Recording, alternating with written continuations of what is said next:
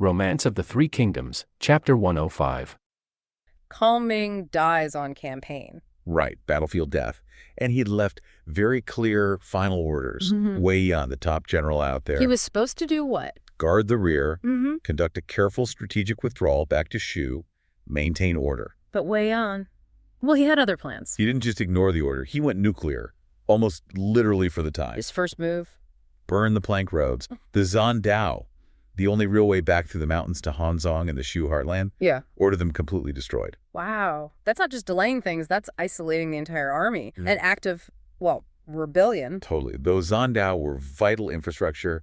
Burning them cuts off supplies, cuts off retreat. It's basically a declaration of war against Yang Yi and the loyalists. And Yang Yi must have been stunned. Absolutely. But also, maybe not entirely surprised. The sources say Yang Yi saw this as proof Kongming was right all along. Right, about the anti-bone, the fango. Yeah, that old suspicion. Kongming supposedly saw this physical sign on Wei Yan's skull, indicating he was fated for treason. Superstitious, maybe, but Wei Yan's actions seemed to confirm it instantly. Okay, so roads burning. What next? The information war. Exactly. Both sides knew they had to get their story to the emperor first, win the court.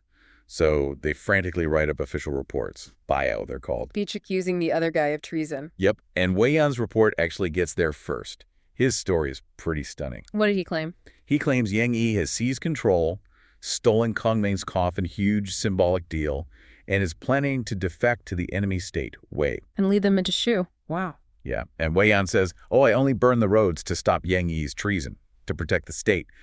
Defensive treason, basically. Okay, that's quite the spin. What about Yang Yi's report? His is simpler, maybe more institutionally believable. He just says, Wei Yan refused a direct order from the dying chancellor. The order to guard the rear. Right, and now he's actively committing treason by burning the roads, trapping the loyal army, and, significantly, the chancellor's coffin. So the emperor, Liu Shan, gets these two completely contradictory reports. How can he possibly know who's telling the truth? Miles away, no instant communication. Exactly. And just to pile on the pressure, the sources bring in the supernatural element. Ah, the omens. Yeah. The emperor was apparently already freaked out.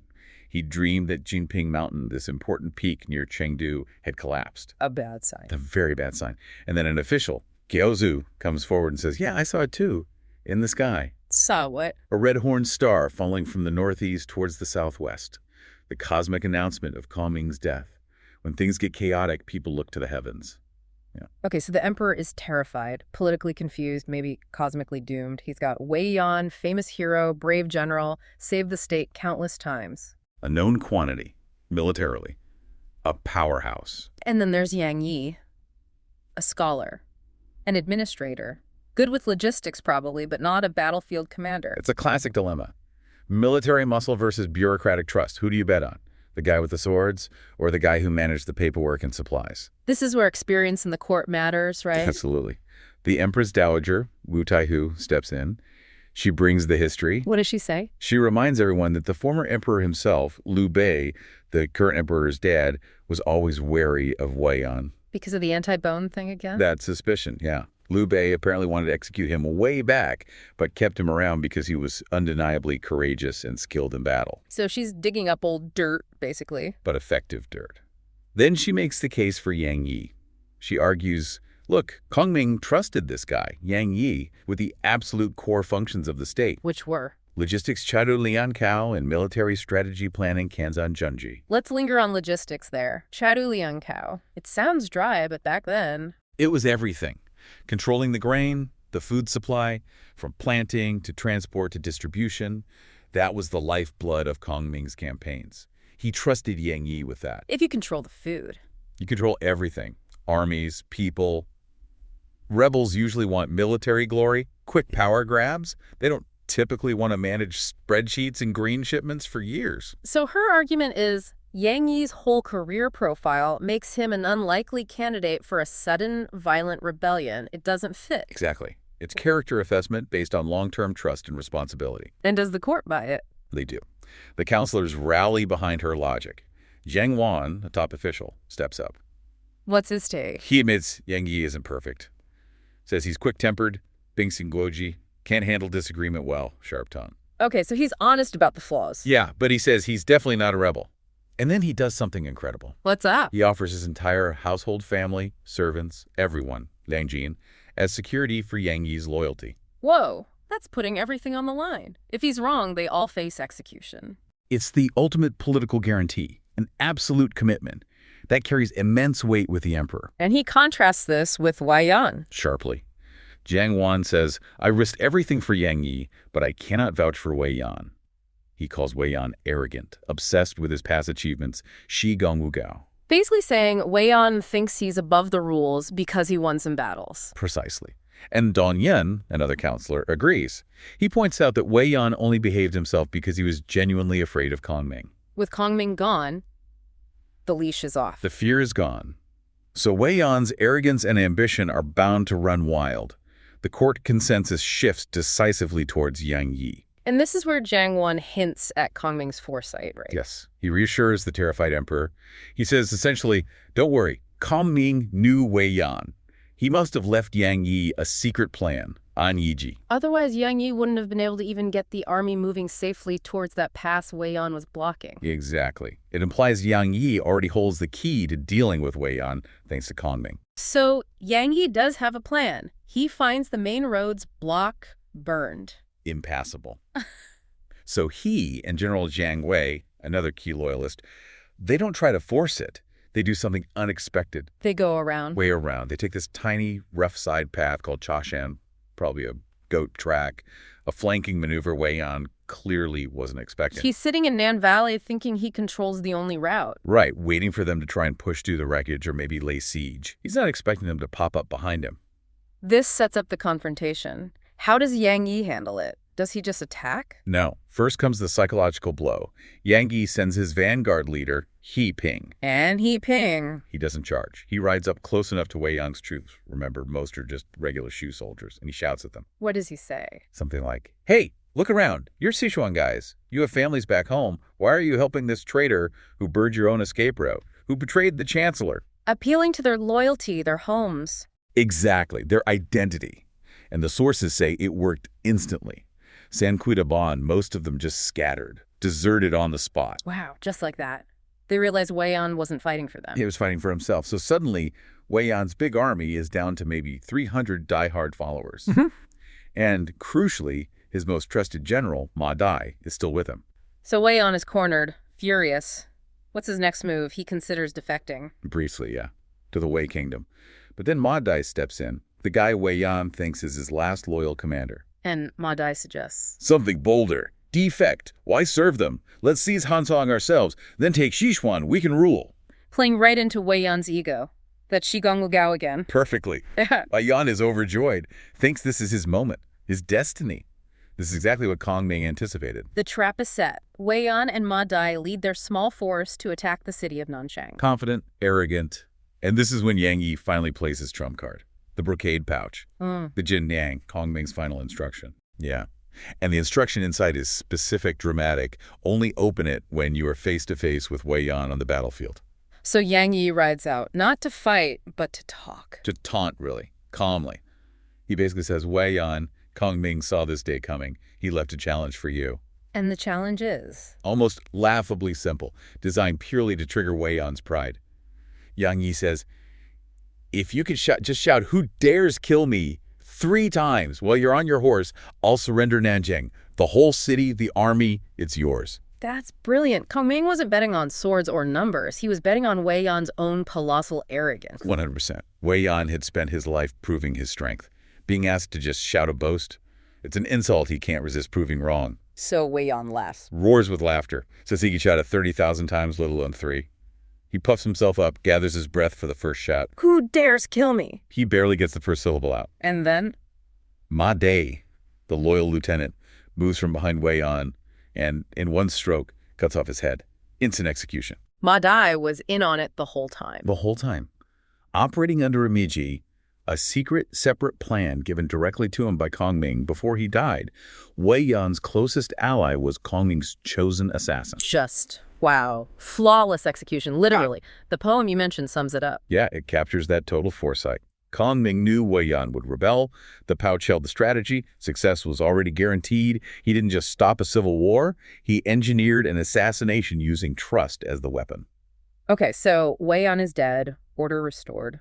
Instantly, Ma Dai rejoins Yang Yi, mission accomplished. They escort Kongming's coffin back to Chengdu. The reaction in the capital. Profound mourning now. The political crisis is over, replaced by genuine grief. The sources say the sound of weeping shook the earth. Aisheng Zendi. They truly revered Kongming. So judgments and rewards follow. Yang Yi. He actually presents himself tied up, seeking forgiveness for acting without direct imperial orders, a smart political move to show what wasn't grabbing power. And the emperor. Unbinds him immediately, praises him for following Kongming's plan, saving the state, promotes him to central military advisor, Zhang Junji. And Ma Dai, the executioner, gets Wei Yan's old titles and rank. Rewarded for his Tao Ni Qigong, his rebel-quelling achievement. Loyalty to Kongming's final wishes is paramount. What about Kongming's burial? It reflects his character, you said. Very much so. His final will, his Yi Biao, specified burial at Dingjun Mountain, but with incredibly humble instructions. Oh, glad. No walls, no bricks, no stones around the tomb, no grave goods, no sacrificial objects. Bu yong kong yon swan chi, yubu yong yiki jibu. Just a simple burial mound. For reflecting his service to the state, not personal glory. Exactly. Though he did receive a posthumous title. Loyal and Martial Marquise Zhang Wu Hu. And his story, his unfinished work, becomes legendary. That Du Fu poem. Right, one of China's greatest poets, lamenting Kongming centuries later. Chu shi wei shi zhan xin chong changxing shon lei michin. Which means? He died before his mission was completed, which always fills heroes with tears. It just captures the tragedy of Shuhan, embodied by Kongming's fate. A mind so brilliant, it even planned for its own absence. And then? The source says they heard Sun Quan was moving troops near the border. That immediate fear must have been overwhelming in Chengdu. Was Wu going to break the alliance? Oh, the panic was real. Lu Shan, the later lord, gets this report. Sun Quan's general, Quan Kong, moving tens of thousands of troops to Bakui, right near the Shu border. Lu Shan was apparently terrified. He thought, this is it, Wu's making its move. But the new leadership, Xian Wan, steps up. He doesn't panic. What does he advise? A very calm, two-pronged strategy. Sensible, really. First, prepare for the worst. Deploy troops Wang Ping, Zheng Yi to Yong'an. Strengthen the border defenses. Okay, defense first. But second, and crucially, diplomacy. Send, as the source puts it, a smooth-tongued diplomat to Wu. The mission, officially report Zhu Zhiliang's death, but more importantly, sound out Sun Quan. What are his real intentions? And the man for the job is Zhang Yu. He volunteers for what must have felt like a pretty dangerous mission. Definitely. He goes to Wu, and Sun Quan, puts on a show of mourning, but then immediately confronts him. Why, he asks, has Shu suddenly boosted its defenses at Beatty near his border? Ooh, testing him right away. Yeah. How does Zhang Yu handle that? Brilliantly. It's a masterclass in diplomacy. He doesn't make excuses. He doesn't apologize. Instead, he basically says, look, circumstances change. If us increasing defenses at Beatty is justified, then your troop movements at Bakui are equally justified. Allies shouldn't really question each other's necessary precautions in times like these. Wow. That completely neutralizes the accusation, doesn't it? Puts them on equal footing. Exactly. It takes away any sort of moral high ground Sun Quan might have been trying to claim. And Sun Quan, interestingly, isn't offended. No. Quite the opposite. The source says he was impressed, praised Zhang Yu, even said he was as good as, or maybe better than, the veteran diplomat Deng Zhi. High praise indeed. Then Sun Quan assures him, no, the troops at Bakui, they were sent to help Shu just in case Wei tried to take advantage. And then this very dramatic gesture. What was that? He breaks a gold-tipped arrow, a Jin Pi Zhan. It's a powerful symbol, a solemn oath. He's swearing he will never break the alliance. He even sends an envoy back with Zhang Yu, bearing offerings to formally mourn Zhu Zhiliang. So the external crisis, the biggest immediate threat, is handled. Alliance secured. What about inside Shu, the succession? That proceeds pretty smoothly, following Zhu Zhiliang's own deathbed wishes. Lu Shan appoints Jiang Wan as the new chancellor and grand general. Fei Yi becomes president of the secretariat, basically sharing the chancellor's duties. Spreading the load a bit. Seems like it. And militarily, Jiang Wei and Wu Yi are put in command of the troops stationed up in Hanzhong. So structurally, things look stable. But you mentioned personal dramas. Stability often comes at a cost, doesn't it? It certainly did here, and this leads us to the tragic story of Yang Yi. He was a long-serving senior official under Zhu Jianyang. He felt, perhaps justifiably, that he deserved more. He felt he should have gotten Jiang Wan's job. Pretty much. He saw Jiang Wan promoted above him and felt his own contributions, his own merit, weren't properly recognized. He felt overlooked, maybe even betrayed. And this resentment, it boils over. It does, disastrously. He confides in Fei Yi, the new president of the Secretariat, and what he says is just breathtakingly bitter. He apparently claims he should have just taken the whole army and defected to Wei right after Zhu Gailiang died, rather than face this lonely desolation, as the source puts it. Wow. Saying that out loud, especially to someone like Fei Yi, was he serious, do you think, or just venting in the worst possible way?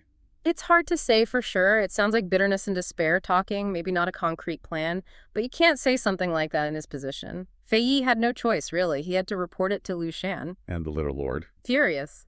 Understandably so. Treason's treason. He orders Yang Yi's execution immediately. But it doesn't end there. No. And this, I think, speaks volumes about the new leadership, particularly Jiang Wan. He intervenes. To save Yang Yi. Why? Jiang Wan argues for leniency. He points to Yang Yi's long record of service, his past merits. He suggests banishment instead of death. Is that just mercy? Or is it politically savvy, showing the court they won't just purge anyone who feels disgruntled? I lean towards politically savvy. It shows restraint, values past loyalty, even in the face of, well, terrible judgment. It avoids the look of a ruthless purge right at the start of their administration. So what happens to Yang Yi? He's stripped of his rank and exiled to a place called Hanjieding County. But the shame, the frustration, it seems it was too much for him. The source says he was so consumed by it all that he took his own life, committed suicide in exile. A tragic end.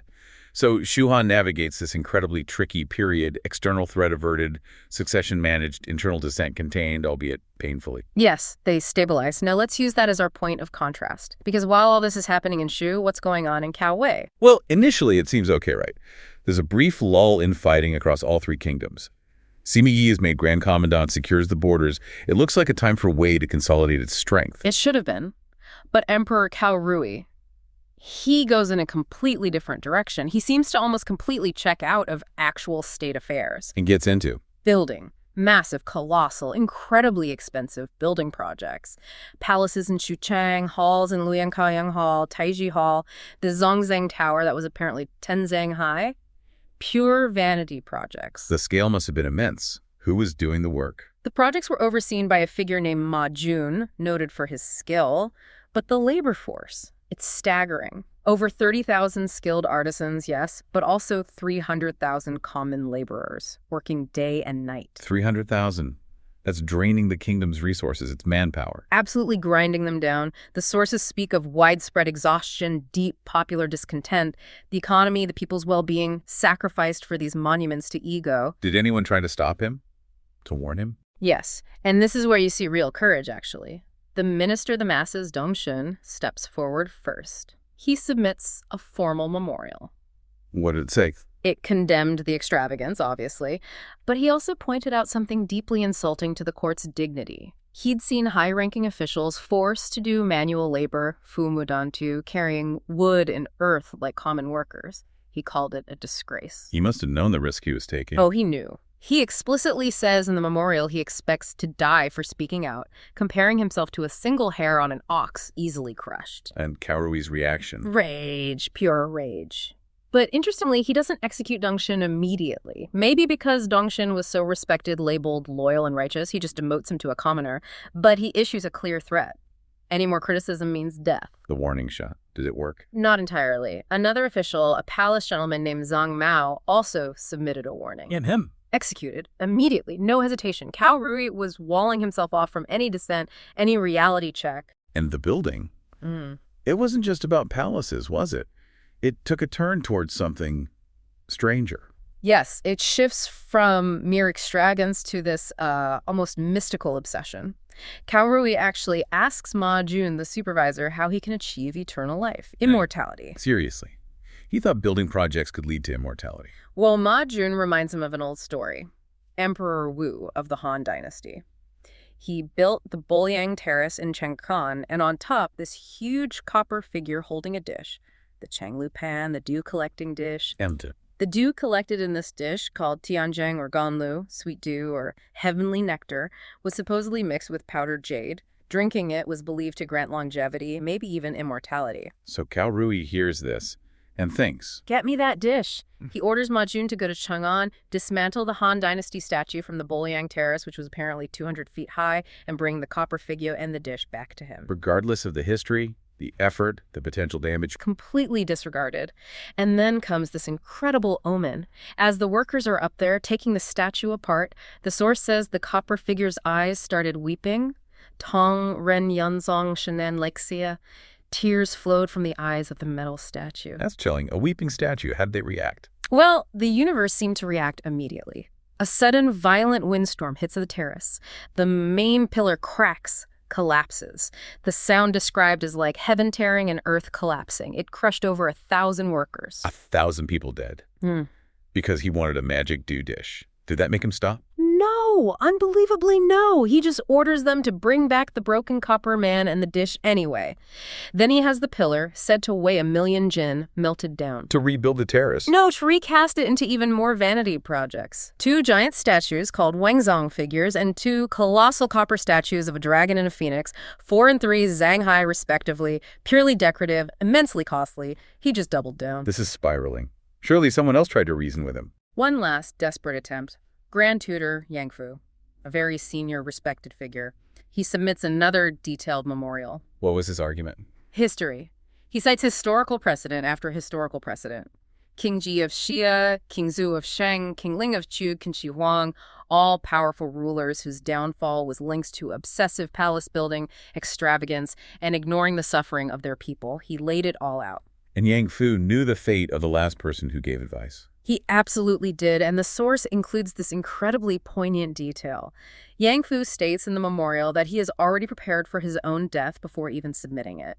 He used the phrase, Kolgon Muyu, knocking on the coffin and bathing. He performed his own funeral rites, essentially. He was offering his life along with his advice. That's profound courage. Offering loyal counsel, knowing it means death. Ultimate loyalty, really. And Cao Rui's response. Let me guess. Ignored him. Completely ignored him. Didn't even punish him, just disregarded the advice entirely, and ordered the construction to speed up. Yeah. By this point, his isolation seems total. And the disregard for counsel, for human life, it starts to permeate his personal life, too. How so? We see this awful incident involving his Empress Mao. Cao Rui becomes infatuated with another consort Guo. He starts ignoring the Empress. Okay, palace intrigue. But does it get worse? Much worse. He holds this spring festival party in the Fanglin Garden. It's lavish, private, and he gives explicit orders. Right? No one is to tell Empress Mao about it. Strict command. But secrets like that rarely stay secret in a palace, right? Exactly. Somehow Empress Mao finds out. Later, she bumps into Cao Rui and says, apparently quite lightly, maybe even teasingly, Your Majesty had quite the party yesterday in the North Garden. Oh no, he'd find that unacceptable, wouldn't he? The sign his command was broken. Completely enraged, he demands to know who leaked it. When no one confesses, he does something horrific. He orders the execution of all the attendants, everyone who was present at the party, dozens, maybe hundreds of people. Execute them all, for a slip comment. Yes. And then the final act of cruelty. He issues an imperial edict forcing Empress Mao herself to commit suicide. See scan forced suicide, and immediately installs Consort Guo as the new empress. That's monstrous. It's pure tyranny. The state resources drained, council ignored, lives thrown away on a whim. And this internal rot, this chaos and brutality at the very top, it doesn't stay contained. It almost immediately has external consequences. What happens? Right after this period of executions, the forced suicide, the installation of the new empress, news arrives from the north. The governor of Yuzhou, a man named Wu Qijian, sends an urgent report. Trouble on the border. Big trouble. Gongsun Yuan, the commander in Liaodong, has rebelled.